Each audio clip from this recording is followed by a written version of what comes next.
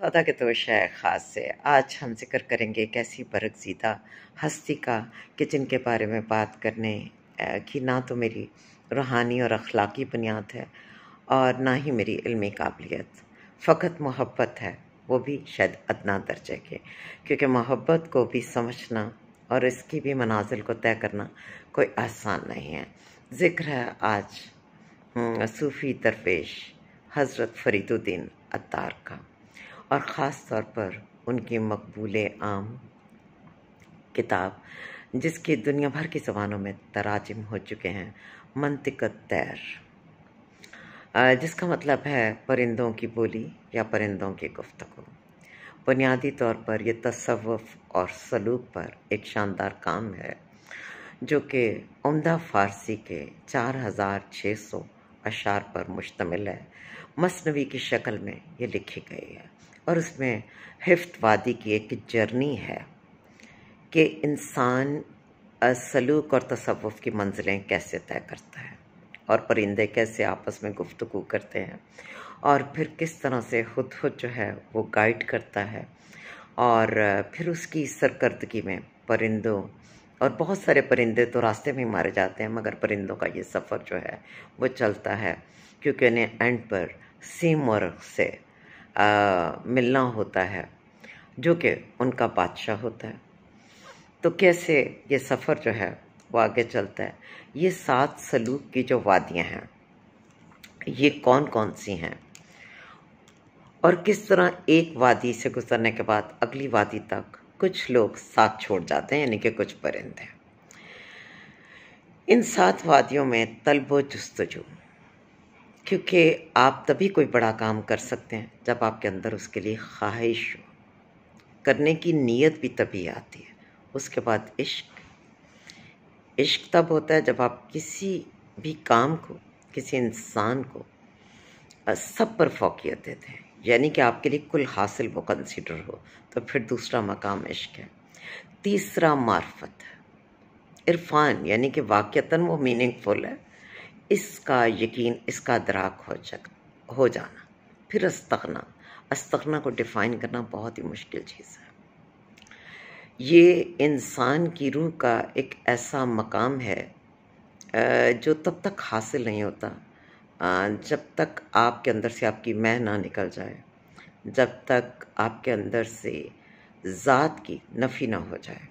उसके बाद तौहीद लाज़मी बात है कि वहदानियत, हक़ ताला की वहदानियत का इकरार कि जो भी कुछ है, जिस भी सफ़र में है, बस उसी की अताअत, उसी की बंदगी के लिए है। हैरत और फ़ना के नाम से लाज़मी बात है कि जब एक आम इंसान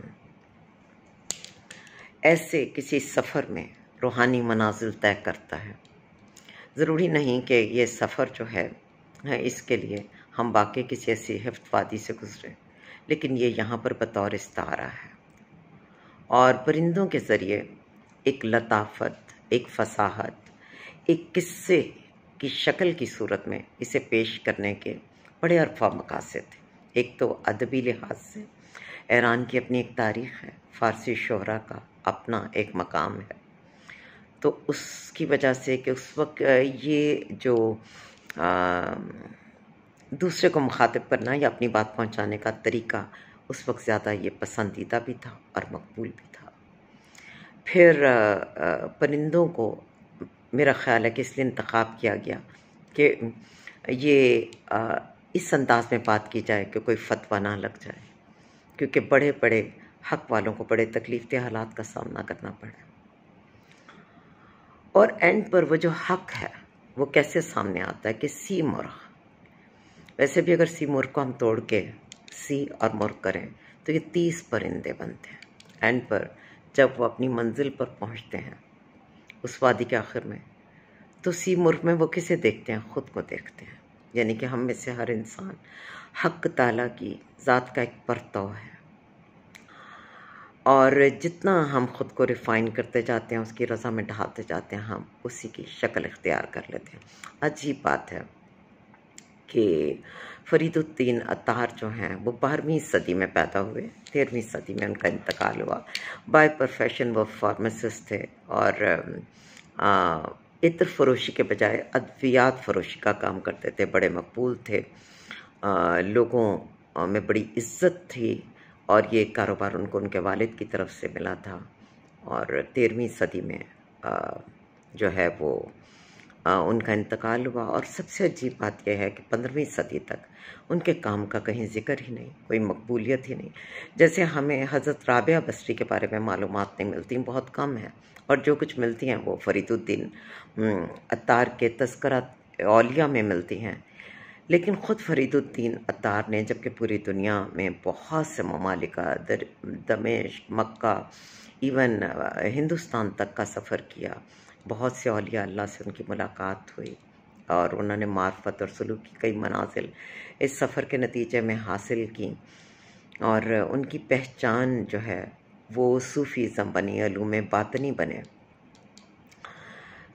एक रवायत है, रवायत की सदाकत पर क्वेश्चन है, क्योंकि बदकिस्मती से जब भी कोई मज़हब, जब भी कोई तसव्वुर, जब भी कोई फ़लसफ़ा लोगों में अपनी जड़ों को मजबूत करता है तो फिर उससे बहुत कुछ झूठ, बहुत कुछ एग्जैजरेशन कह लीजिए, लोगों के तसव्वुराती जो क्या कह लीजिए, बुलंदो बांग चीज़ें उसमें शामिल हो जाती हैं जो हकीकत का रुख फेर देती हैं। बहुत सी चीज़ों को जब आप पढ़ते हैं, सुनते हैं, खा उसका सोर्स बहुत ऑथेंटिक भी हो तो आपको यकीन नहीं आता, अगरचे हज़रत वासिफ़ फरमाते हैं कि सच सिर्फ वो है जो सच्चा आदमी बोले। तो फरीदुद्दीन अत्तार को हम मानते हैं, जहाँ जहाँ हज़रत राबिया बसरी की बात की है तो उनकी बातों के अतन, लेकिन ख़ुद उनकी शोहरत आम जो थी वो 15वीं सदी से फैलना शुरू हुई। और अब तो उनकी इस किताब का दुनिया की तमाम बड़ी ज़बानों में तर्जमा हो चुका है और इसे तसव्वुफ़ पर एक आला पाए की किताब समझा जाता है। तसव्वुफ़ की तरफ उनकी तवज्जो मबज़ूल होने का वाक़या भी इसी तरह की एक रवायत है, जिसके अंदर कहा जाता है कि वो अपने कारोबार में मसरूफ़ थे, ग्राहकों का रश था और उनमें मसरूफ़ थे कि किसी फ़कीर ने आवाज़ लगाई और उन्होंने उसे नज़रअंदाज किया। उसने दोबारा भी पुकारा तो उन्होंने तवज्जो ना की और फिर उस फ़कीर ने कहा कि मतलब तुम में इतना तकब्बुर है कि तुम इतने मसरूफ़ और मुझे नज़रअंदाज कर रहे हो, तो क्या मरोगे नहीं? तो इस पर हज़रत फरीदुद्दीन अत्तार ने कहा, बिल्कुल वैसे मरूंगा जैसे तुम। तो उसने कहा, लो देखो। और वो वहीं पर अपना कासा गदाई सर के नीचे रख के लेटा, अपना कंबल उसने खुद पे ओढ़ा और उसने जान जाने आफरी के सपुर्द कर दी। कहते हैं कि हज़रत फरीदुद्दीन अत्तार पर इस बात से ऐसा दबदबा, ऐसा खौफ और ऐसी कैफियत तारी हुई कि उन्होंने उसी वक्त अपना काम हमेशा के लिए छोड़ छाड़ और सारा कारोबार से ख़ुद को अलग करके अल्लाह की राह पर चल पड़े। और उनकी मौत को भी लेकर एक अजीब सी रवायत है। कहा जाता है कि शायद सल्जोकी दौर में वो थे, लेकिन जब मंगोल हमलावर आए तो उन्हें मंगोलों ने पकड़ लिया। किसी एक ने उनके एहतराम में मंगोलों को 1000 चांदी के सिक्के पेश किए और उसे कहा कि तुम इनको छोड़ दो। मंगोल राज़ी हो गया, लेकिन हज़रत फरीदुद्दीन अत्तार ने उस मंगोल सिपाही से कहा कि मैं तुम्हें मतनव्वा कर रहा हूँ कि ये रकम बहुत कम है, मैं इससे गिरा हूँ। तो उसने वो 1000 रुपये छोड़ दिए और इनको अपनी कैद में रखा। कहते हैं कि कुछ वक्त गुजरा तो एक गरीब मज़दूर ने भूसे की एक बोरी उठाई हुई थी और उसने बहुत एहतराम में हज़रत फरीदुद्दीन अत्तार के हवाले से उस मंगोल सिपाही से कहा कि आप ये रख लो और अल्लाह के इस नेक बंदे को जाने दो। हज़रत फरीदुद्दीन अत्तार ने कहा कि हाँ, ये मेरी मुनासिब कीमत है, अब तुम मुझे इस कीमत के बस फ़रोख्त कर सकते। कहते हैं कि मंगोल सिपाही को इतना गुस्सा आया कि उसने बिला सोचे समझे इस सूफ़ी दरवेश का सर अपनी तलवार से काट डाला। खुदा जाने इसमें कितनी सच्चाई है या नहीं है, लेकिन ये मैं ज़रूर मानती हूँ कि हम मुसलमानों की तारीख़ बड़ी अज़ियतनाक है। हमने अपने कमाल के नेक और पाक लोगों को और अपने साइंसदानों को, अपने काबिल और पुरखलूस जहनों को तबाह बर्बाद करने, उनकी जान लेने, उन्हें अजियतनाक मौत से दो चार करने को हमेशा अपनी खूबी जाना है। और इसको तो आज के हालात में भी हम रिलेट कर सकते हैं कि पाकिस्तान का ही नहीं, उम्मत मुस्लिमा का सबसे ज़्यादा पुरखलूस और शानदार लीडर जो है वो पाबंद सलासिल है। और किस किस्म का सलूक, उससे किस कमतर दर्जे के इंसान, लेकिन जो ताकत के ज़ोर पर इस वक्त इस पूरी आवाम और मुल्क के जज्बात से खेले, उन्होंने उस बंदे का क्या हशर किया हुआ है कि उसके लिए ज़िंदगी जहन्नम से बदतर बना दी। सो ये हमारी तारीख़ है। हाँ, वो मंसूर हालाज हों, वो सिर्फ यही कहते थे ना, अन्नल हक। और ये एक मजज़ूबी का लेवल था, एक कैफियत थी। अल्लाह पाक हमें महफूज रखे कि हम दूसरे इंसानों के लिए जजमेंटल हों, उन्हें लेबल करें, कुफ्र के फतवे लोगों पर लगाएं। ये काम हमें अपने रब पे छोड़ देना चाहिए। कौन किस कदर पाक है, कौन किस कदर आलम यकीन में है, कौन खुदा ताला की वाहदानियत का मुनकर है, या कौन अल्लाह की हक्कानियत के लिए जीना मरना अपनी ज़िंदगी समझता है। खुदा के काम खुदा को ही करने दीजिए।